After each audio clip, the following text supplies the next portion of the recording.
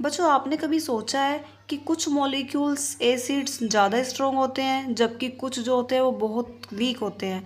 ऐसे ही कुछ कार्बोकैटायन जो होते हैं वो स्टेबल होते हैं बहुत ज़्यादा, जबकि कुछ जो होते हैं वो बहुत इजीली बहुत जल्दी ब्रेक हो जाते हैं। तो बच्चों, इन सब के पीछे जो काम करता है वो करता है इंडक्टिव इफेक्ट।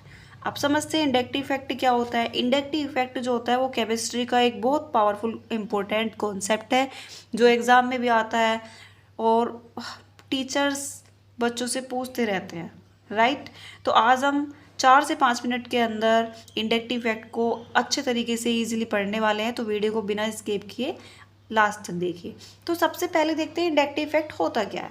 तो inductive effect is the permanent effect of sigma electron through a carbon chain due to electronegativity difference. मतलब जो हमारा इंडक्टिव इफेक्ट है वो एक ऐसा परमानेंट इफेक्ट है जो सिग्मा बॉन्ड के थ्रू होता है कार्बन चेन में, और वो भी किसके डिफरेंसेस से?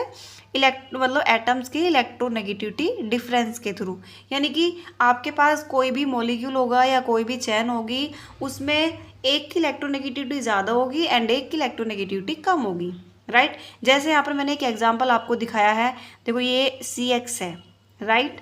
तो CX में यहाँ पर आप कंपेयर करें, अगर एक की इलेक्ट्रोनेगेटिविटी ज़्यादा होगी एक की कम होगी, तो एक बात आप समझिए, जिसकी इलेक्ट्रोनेगेटिविटी ज़्यादा होती है उस पर डेल नेगेटिव लगाते हैं, जिसकी इलेक्ट्रोनेगेटिविटी कम होती है उस पर डेल पॉजिटिव लगाते हैं। तो अभी तो हमें पता नहीं यहाँ पर ये क्या चीज़ें हैं, हमने लेट किया है, बट अब हमें इतना क्लियर हो गया है कि नेगेटिव का मतलब है कि इसकी इलेक्ट्रोनेगेटिविटी ज़्यादा है, राइट। पॉजिटिव का मतलब है कि इसकी इलेक्ट्रोनेगेटिविटी कम है, राइट। तो जब हमेशा इंडक्टिव इफेक्ट में होता क्या है कि जिसकी इलेक्ट्रोनेगेटिविटी ज़्यादा होता है वो कम वाले के इलेक्ट्रॉन्स को अपनी ओर अट्रैक्ट कर लेता है, राइट। तो इसी इफेक्ट को हम बोलते हैं इंडक्टिव इफेक्ट। आई होप आपको समझ में आया होगा। इंडक्टिव इफेक्ट को हम सीधा सीधा आई इफेक्ट भी बोलते हैं। ये इफेक्ट जो होता है वो सिग्मा बॉन्ड के थ्रू होता है, इलेक्ट्रॉन्स के डिस्प्लेसमेंट की वजह से होता है, ठीक है। सीधा सा मतलब क्या है कि जब भी किसी मॉलिक्यूल में इलेक्ट्रोनेगेटिविटी डिफरेंस आता है, मतलब एक की ज़्यादा हो जाती है एक की कम, जैसे मैंने जस्ट अभी बताया कि भाई इसकी ज़्यादा है इसकी कम है, तो इलेक्ट्रॉन जो होते हैं वो कम इलेक्ट्रॉन वाले की तरफ से ज़्यादा वाले की तरफ जाने लग जाते हैं, या फिर बोल लो कि ज़्यादा वाला जो होता है वो कम वाले के इलेक्ट्रॉन्स को अपनी तरफ शिफ्ट करने लगता है ना। तो इसको ही हम बोलते हैं इंडक्टिव इफेक्ट, ठीक है। इससे ज़्यादा आसान इजी लैंग्वेज और कुछ नहीं है कि सीधा सा इंडक्टिव इफेक्ट क्या होता है कि जब हाई इलेक्ट्रोनेगेटिविटी वाला एटम लो इलेक्ट्रोवालिटी वाले एटम के इलेक्ट्रॉन को अपनी ओर अट्रैक्ट कर लेता है, उसको हम बोलते हैं इलेक्ट्रोनेगेटिविटी इंडक्टिव इफेक्ट, सॉरी, ठीक है। अब कुछ पॉइंट्स है कि ये परमानेंट इफेक्ट है। अब सीधी सी बात है, अगर दो डिफरेंट इलेक्ट्रोनेगेटिविटी वाले एटम आपस में जुड़ेंगे तो इलेक्ट्रॉन का ट्रांसफर होगा ही होगा, चाहे इधर हो चाहे इधर हो, तो it is a permanent effect, ठीक है। डिस्टेंस डिपेंडेंट है। अब डिस्टेंस डजंट मैटर करता है पूरी तरह। अगर आप यहाँ पर कोई और चैन आपस में जोड़ देते हैं तो हमारा डिस्टेंस है वो मैटर करेगा, यानी कि इलेक्ट्रोनेगेटिविटी ज़्यादा खींचेगी कम खींचेगी वो करेगा, right. It work through sigma bond, हमें पता है कि ये सिग्मा बॉन्ड के थ्रू होता है, सिग्मा बॉन्ड का ही रोल है इसमें, और ये जो होता है वो डिस्टेंस के साथ घटता जाता है, यानी कि डिस्टेंस जो है वो जितना ज़्यादा बढ़ता जाएगा इंडक्टिव इफेक्ट उतना घटता जाएगा। अब बात करते हैं टाइप्स की। ये दो टाइप्स का होता है, minus I effect plus I effect, right. जैसे हमने मेसोमेरिक क्लास वीडियो में पढ़ा था, सेम ऐसे ये भी 2 टाइप्स का होता है, minus I effect and plus I effect. बिल्कुल इजी लैंग्वेज में समझते हैं कि अभी हमने जस्ट क्या देखा, ध्यान से सुनिए, यहाँ से समझ में आ जाएगा कि भाई एक ने इलेक्ट्रॉन एक्सेप्ट करे एक ने इलेक्ट्रॉन डोनेट करे। अब एक्सेप्ट किसने करे इस एग्जाम्पल में? जिसकी इलेक्ट्रोनेगेटिविटी ज़्यादा थी। डोनेट किसने करे? जिसकी इलेक्ट्रोनेगेटिविटी कम थी। तो जो इलेक्ट्रॉन एक्सेप्ट करता है यानी कि अपनी तरफ अट्रैक्ट करता है उसको हम बोलते हैं electron withdrawing group, that mean minus I effect.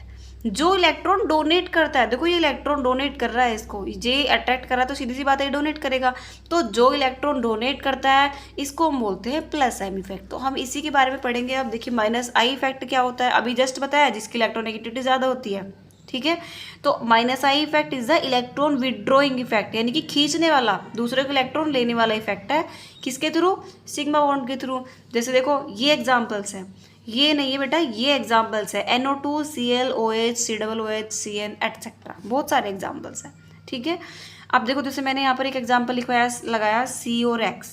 ठीक है, अब आप देखोगे इसकी इलेक्ट्रोनेगेटिविटी ज़्यादा है, इसकी इलेक्ट्रोनेगेटिविटी कम है।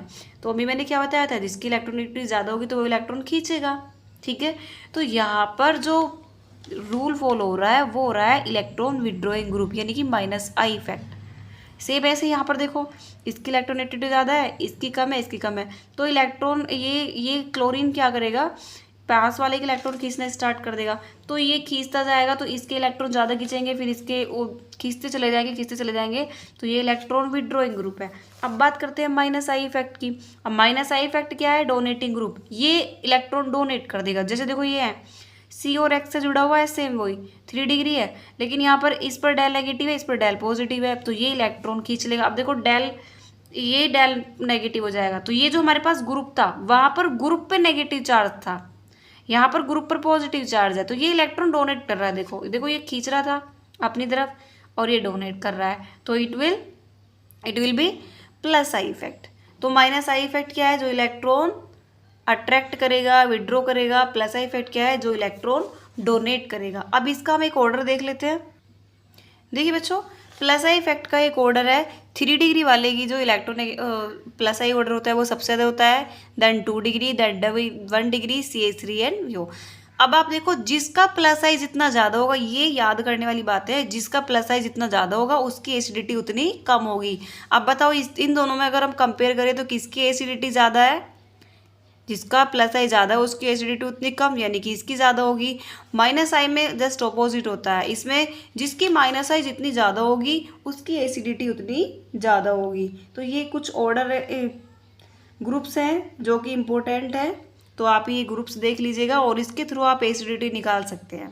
आई होप बच्चों आपको वीडियो अच्छी लगी होगी। अगर आपको वीडियो अच्छी लगी तो प्लीज़ चैनल को लाइक शेयर और सब्सक्राइब करें और नेक्स्ट वीडियो ज़रूर देखना।